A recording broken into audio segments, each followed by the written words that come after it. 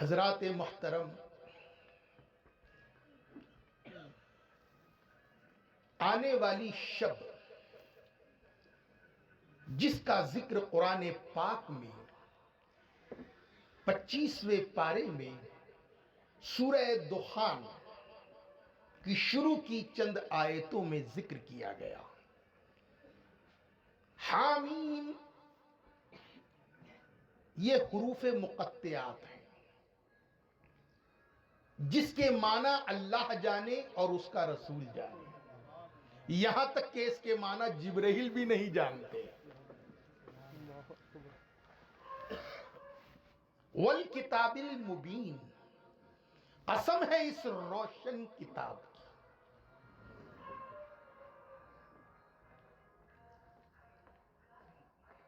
اِنَّا کُنَّا مُنذِرِین، اور ہم ڈر سنانے والے ہیں۔ فیہا یفرق کل امر حکیم، اور بانٹ دیا جاتا ہے۔ ہاں، اِنَّا انزلناہ فی لیلۃ مبارکہ، قرآن کی آیت ہے، اِنَّا انزلناہ فی لیلۃ مبارکہ اِنَّا کُنَّا مُنذِرِین، ہم نے اسے لیلۃ القدر میں نازل کیا اور ہم ڈر سنانے والے ہیں۔ اور فیہا یفرق کل امر حکیم، اور بانٹ دیا جاتا ہے ہر حکمت والا کام اس رات میں اللہ کے حکم سے۔ اب اس میں تھوڑا سا علماء کا اختلاف ہے، لیکن احادیث کریمہ کی روشنی میں یفرق کل امر حکیم سے مراد شعبان کی 15ویں شب ہے۔ کون سی شب ہے؟ 15ویں شب ہے۔ اور یہ 15ویں شب کب ہے؟ کب ہے حضرات؟ کل ہے۔ آپ کو اس رات کی عظمت کا پتہ دینے کے لیے آیا، لمبی چوڑی دھواں دھار تقریر کرنے نہیں آیا، آپ کو سکھانے آیا ہوں اور پلانے آیا ہوں۔ انشاءاللہ آپ لوگ کچھ سیکھ کر جائیں گے۔ لیکچر الفاظ بولوں گا نہیں، لمبے چوڑے ایک ایک الفاظ کو 10 بار نہیں بولوں گا، بات سے بات کروں گا۔ یہ رات جس میں بانٹ دیا جاتا ہے ہر حکمت والا کام، وہ کون سی رات ہے؟ وہ شعبان کی 15ویں شب ہے، آنے والی 15ویں شب۔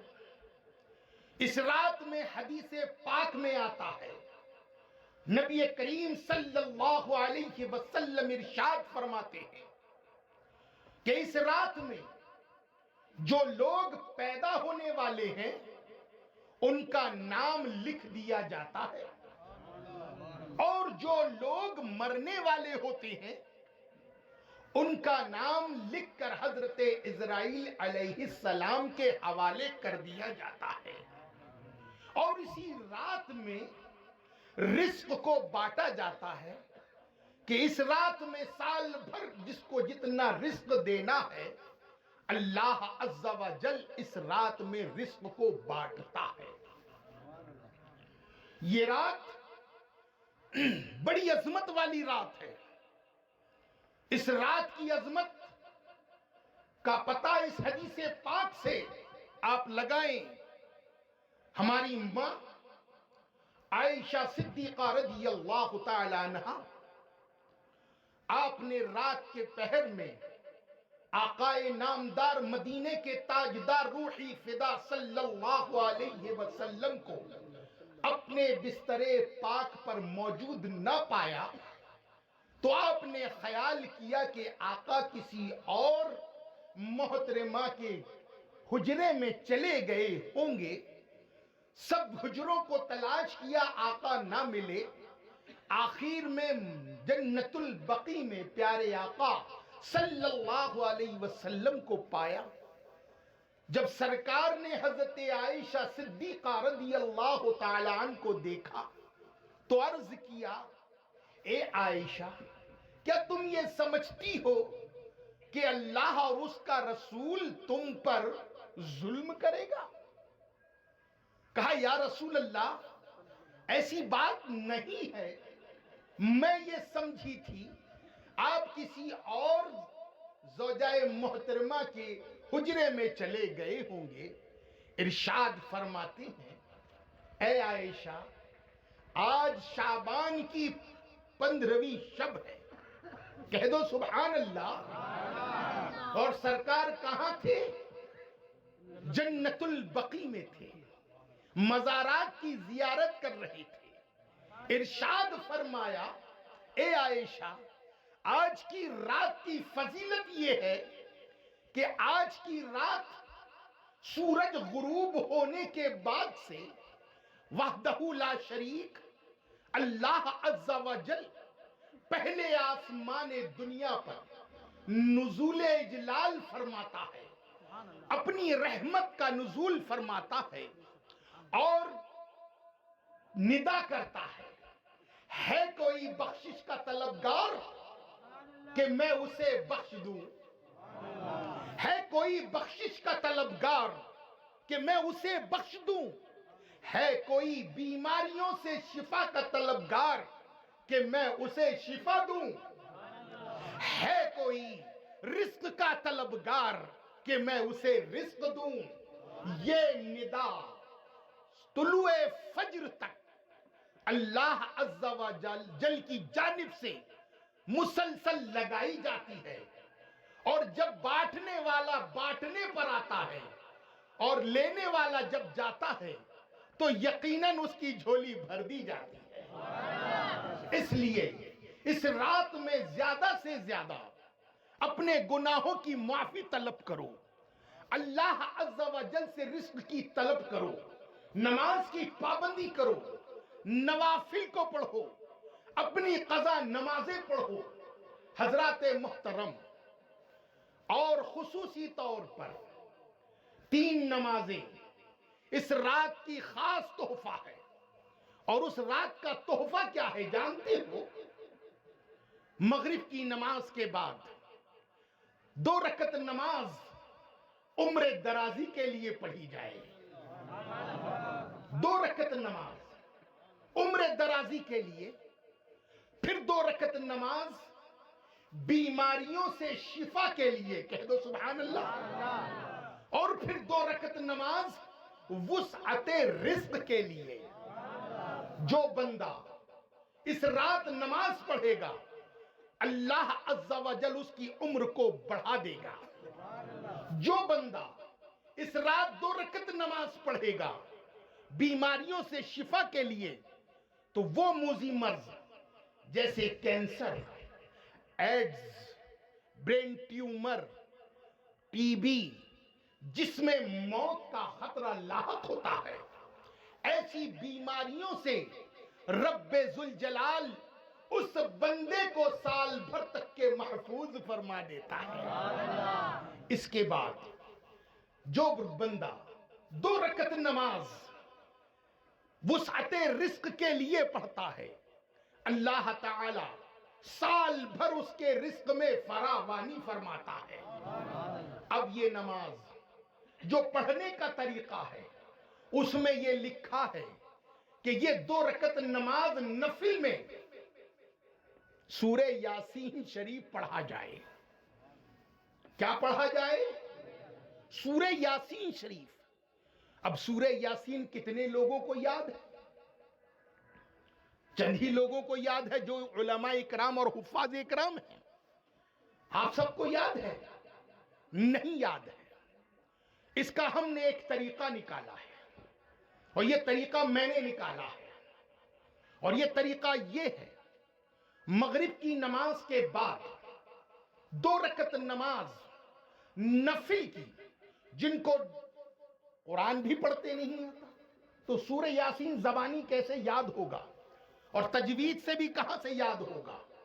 تو 2 رکعت نماز میں نفل کی جماعت کے ساتھ پڑھاتا ہوں، اس کے بعد سلام پھیر کر سورہ یاسین شریف کو باواز بلند پڑھتا ہوں، اور اس کے بعد پھر 2 رکعت نماز دوسری پڑھتا ہوں، پھر تیسری، 3 مرتبہ سورہ یاسین شریف اور 3 دگانے بجماعت نفل، بجماعت نفل 3 دگانے پڑھاتا ہوں۔ آخر میں دعائے نصف شعبان پڑھاتا ہوں۔ اس سے تمام لوگ مستفیض ہو جاتے ہیں، سب نماز پڑھ لیتے ہیں۔ اب رہا سوال، کچھ علماء نفل کی جماعت کا سختی سے انکار کرتے ہیں،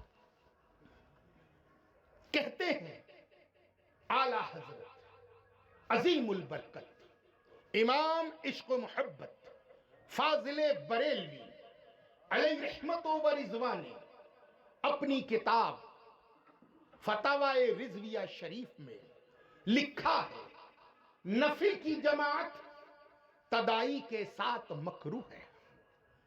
سرکار کا قول سر آنکھوں پر، سرکار کا قول سر آنکھوں پر، لیکن لفظ ایک لفظ لکھا ہے تدائی کے ساتھ۔ لفظ تدائی کے معنی ہوتے ہیں دعوت کے ساتھ، اذان کے ساتھ، لوگوں کو پکارنے کے پکڑ پکڑ کر جماعت میں شریک کرنے کے لیے، ایسی جماعت مکروہ ہے۔ لیکن اگر کوئی خود سے ہی آ رہا ہے اور جماعت میں شامل ہو رہا ہے تو اس سے کوئی انکار نہیں ہے، کوئی انکار نہیں ہے۔ اور حضرات محترم، اس میں ضد نہیں کرنا ہے، ہٹ دھرمی نہیں کرنا ہے۔ کیوں؟ یہ اسلام ہے۔ آقا نامدار فرماتے ہیں اختلاف رحمت ہے میری امت کا، اختلاف رحمت ہے۔ جو علماء اکرام کا موقف نفل جماعت کا نہیں ہے، مت پڑھیے، آپ کو اس سے استفادہ نہیں ملے گا، لیکن جو پڑھیں گے ان کو فائدہ ملے گا۔ نماز کا پڑھنا یہ بتاؤ گناہ ہے کہ ثواب؟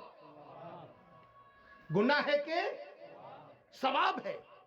اب حضرات محترم، بہت سارے لوگ کچھ ابھی مال مزکہ کھا کر جو عالم بنے ہیں، جو مال مزکہ کھا کے جو عالم بنے ہیں، وہ کیا کرتے ہیں؟ سنتیں پڑھتے ہیں اور نفل چھوڑ دیتے ہیں۔ سنتیں پڑھتے ہیں اور نفل چھوڑ دیتے ہیں۔ وہ نفل نہیں پڑھتے۔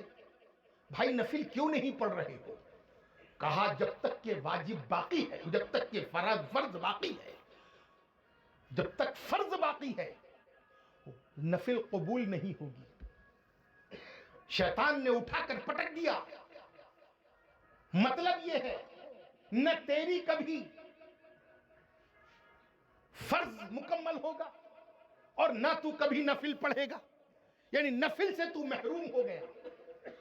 اور حضرات محترم، اگر یہ بات اگر ایسی ہوتی تو ہماری فقہ کی کتابوں میں یہ مسئلہ، جب نماز کی رکعتیں لکھی جاتی ہیں، جب نماز کی رکعتیں لکھی جاتی ہیں تو وہاں نفل کی جگہ یہ لکھا جائے کہ نفل وہی حضرات پڑھیں، نفل وہی حضرات پڑھیں جن کا فرض نہ چھوٹا ہو، نہیں تو ان کی نفل قبول نہیں ہوگی۔ حضرات محترم، تھوڑی عقل استعمال کرو۔ ہر فرض نماز کے ساتھ نفل پڑھنے کا حکم ہے۔ آپ یہ نہیں ہے کہ نفل چھوڑ دو۔ اور حضرات محترم، علامہ عبدالحق محدث دہلوی رحمت اللہ علیہ، محقق علی الاطلاق، جن کو تمام مکتب فکر کے لوگ مانتے ہیں، آپ نے اپنی کتاب مدارج نبوہ شریف میں بڑا پیارا فیصلہ فرمایا ہے نفل کی جماعت کے تعلق سے۔ ارشاد فرمایا ہے کہ نفل کی جماعت ہمارے یہاں پر صوفیاء اکرام کے نزدیک جائز ہے اور علماء اکرام کے نزدیک مکروہ ہے. بس فیصلہ فرما دیا. جو پڑھنا چاہتے ہیں وہ پڑھیں، جو نہیں پڑھنا چاہتے ہیں وہ نہ پڑھیں، لیکن ڈھنڈورا نہ پیٹیں، مخالفت نہ کریں، چیخو پکار نہ کریں. نفل ہی تو پڑھ رہے ہیں. کل قیامت کے دن تمہارا فرض اگر باقی ہے تو نفل سے پورتی ہوگی. کس سے پورتی ہوگی؟ نفل سے پورتی ہوگی. اور حضرات محترم، یہی کتاب، اسی میں لکھا ہے احیاء علوم الدین شریف حضرت امام غزالی رحمت اللہ علیہ کی کتاب کے حوالے سے اس کتاب میں لکھا ہے کہ شب برات میں ہمارے یہاں پر 100 رکعت نماز پڑھی جاتی ہے. 100 رکعت نماز نفل پڑھی جاتی ہے. بڑا جم غفیر ہوتا ہے اور اسے کبھی جماعت کے ساتھ بھی پڑھتے ہیں، کبھی جماعت کے ساتھ بھی پڑھتے ہیں. حضرات محترم، نفل ان راتوں میں پڑھنے کا حکم ہے. اور حضرت خواجہ حسن بصری رحمت اللہ علیہ ارشاد فرماتے ہیں کہ 30 صحابہ اکرام رضوان اللہ تعالی علیہم اجمعین سے یہ روایت پہنچی ہے. 30 صحابہ نے اس کو روایت کیا ہے کہ شعبان کی 15ویں شب میں جو 100 رکعت نماز پڑھے گا، اللہ عز و جل اس پر 70 مرتبہ نظر رحمت ڈالے گا. اور سب سے ادنا رحمت نظر یہ ہوگی کہ اللہ اس کی مغفرت فرما دے گا. تو نفل کی پڑھنے کا حکم، نمازوں میں رات میں نفل پڑھنے کا حکم ہے. اور حضرات، اس رات کی فضیلت کو سماعت فرمائیں.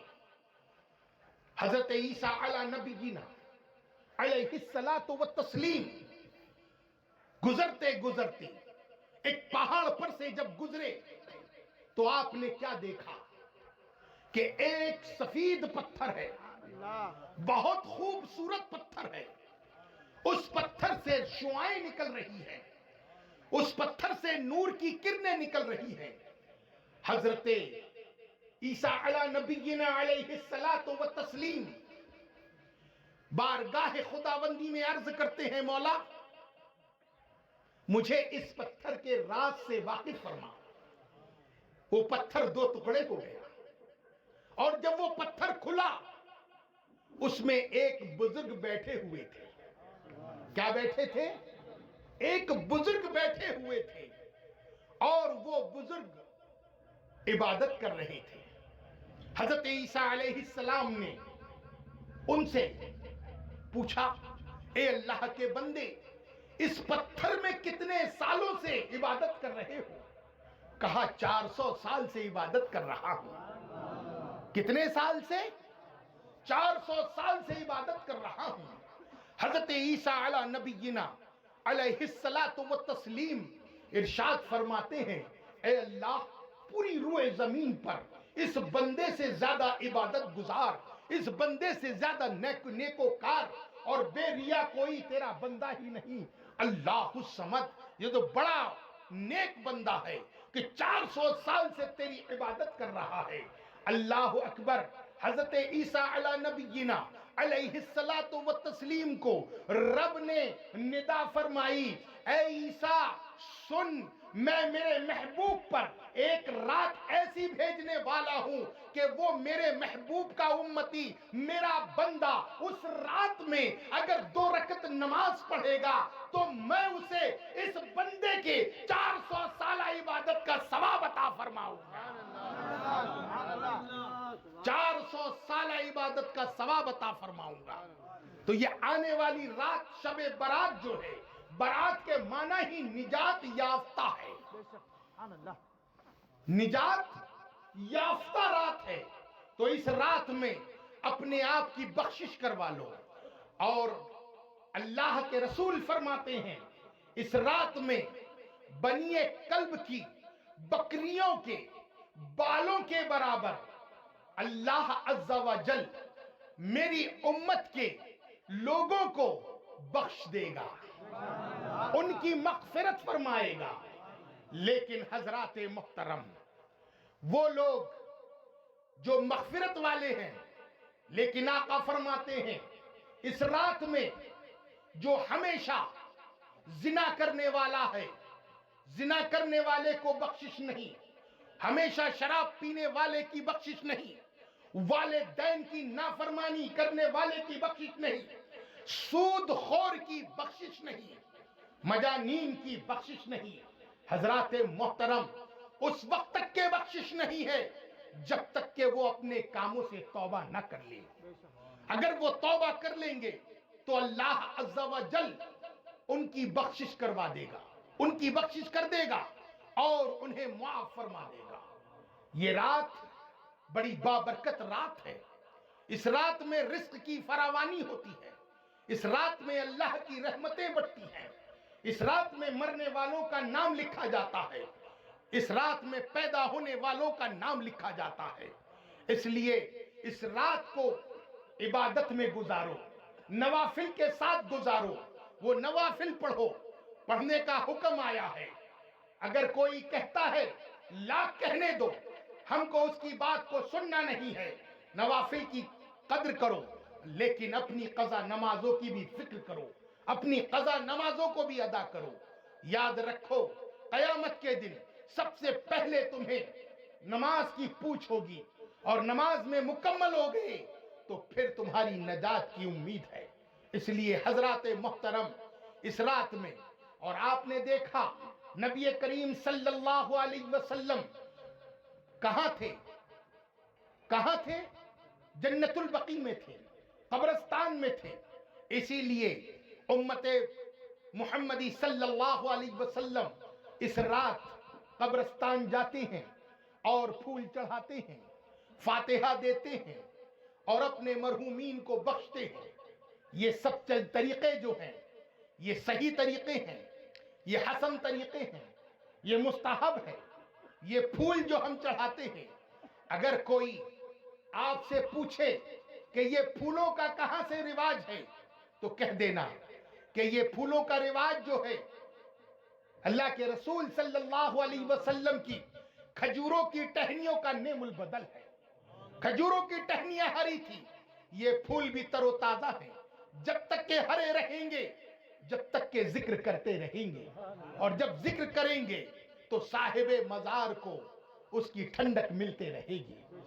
لہذا آپ بے دھڑک ہو کر قبرستان جائیں، ان پر فاتحہ دیں، اور شب قدر، شب برات کے سورج غروب ہونے سے پہلے 40 مرتبہ لا حول ولا قوت الا باللہ ہل علی العظیم، ہل علی العظیم سب لوگ مل کر پڑھیں. حضرات محترم، بڑا ثواب ہے. اور آپ حلوہ پکائیں، حلوہ کھلائیں. ارے جب کھلانے والا کھلاتا ہے سنی کو تو غیر کے دل میں اور غیر کے پیٹ میں مروڑ ہوتی ہے، تو ہم کو ان کی مروڑ سے کوئی تکلیف نہیں ہے. پکاؤ، حلوہ کھلاؤ. جو اللہ کا محبوب ہے اللہ اسے بہترین رزق کھلاتا ہے، اور جو مردود ہے اسے وہ کوئی کھلاتا پلاتا نہیں ہے. اس لیے اس رات میں جاگو. اور نفل ہمارے شہر برہان پور میں جب سے ہم نے آنکھ کھلی ہے، جب سے ہم نے ہوش سنبھالا ہے، ہم نے دیکھا ہے شب معراج میں عشاء کی نماز کے بعد 6 دوگانے جماعت سے پڑھائے جاتے ہیں نفل کے. کل کی رات میں 14 دوگانے نفل کے پڑھائے جاتے ہیں، اور شب قدر میں تراویح کے بعد 6 دوگانے نفل کے پڑھائے جاتے ہیں. چونکہ شہر برہان پور صوفیاء اکرام کا گہوارہ رہا ہے، یہ رواج وہاں آج بھی شامل ہے، آج بھی جاری و ساری ہے. چیخنے والے چیختے ہیں، چلانے والے چلاتے ہیں، لیکن جن کو پڑھنا ہے وہ پڑھتے ہیں، جن کو نہیں پڑھنا ہے وہ نہیں پڑھتے ہیں. حضرات محترم، نفل کی جماعت کا جو موقف ہے، میرا تو موقف یہ ہے کہ نفل کی جماعت جائز ہے، اور جو نہیں جائز مانتے مکروہ ہے، لیکن حرام تو نہیں ہے۔ مکروہ ہے، حرام تو نہیں ہے۔ ضد نہ کرو، اس میں جھگڑا نہ کرو، تم تمہارے راستے، ہم ہمارے راستے۔ حضرات محترم، اس لیے یہ رات جو ہے بڑی عظمت والی رات ہے، یہ رات بڑی برکت والی رات ہے۔ اس رات میں رو رو کر اللہ سے اپنے گناہوں کی معافی طلب کرو۔ جو طلب کرے گا اللہ عز و جل اسے اس رات میں بہت زیادہ عطا فرمائے گا۔